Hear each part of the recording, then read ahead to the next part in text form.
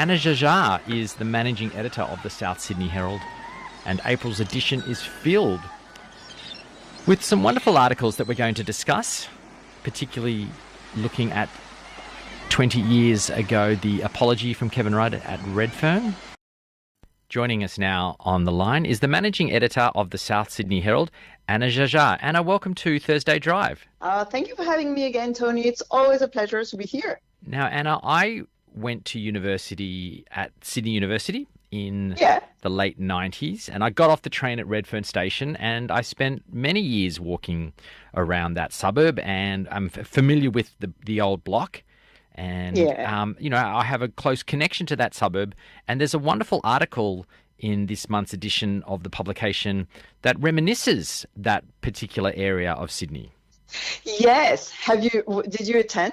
No, I was working at the time. I was walking to work that morning, and I stopped off at a cafe to have a coffee in King's Cross, and I watched the speech there.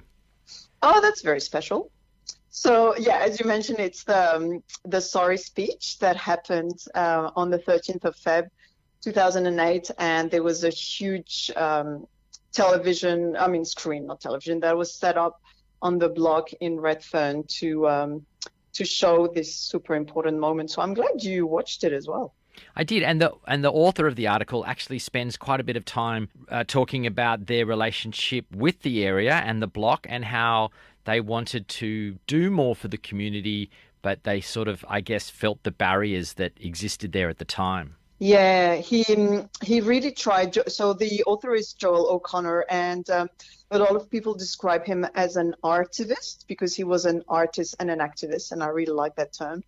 And he used to work there around the block, and he worked a lot with the Aboriginal Housing Company and all the organizations that were working there at the time. And his part of his job was to create artwork and to liaise with the local community to create something that was meaningful. So on that day, the Aboriginal Housing Company has invited him to go and watch the sorry speech on a big screen on the block.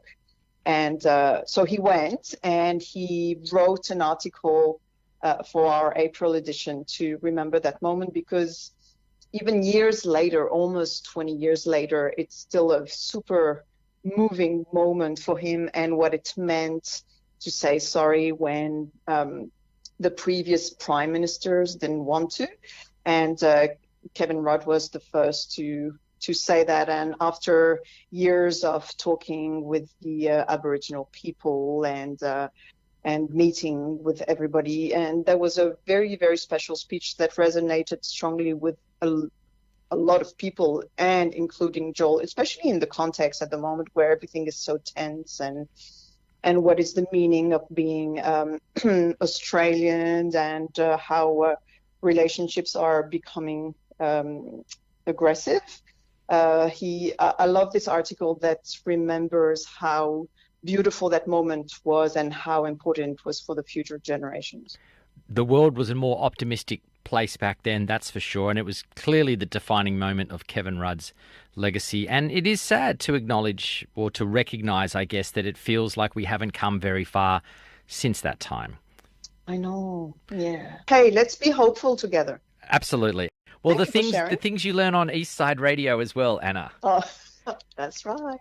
Anna, thanks so much for joining us on Thursday Drive. Thank you for having us, as always.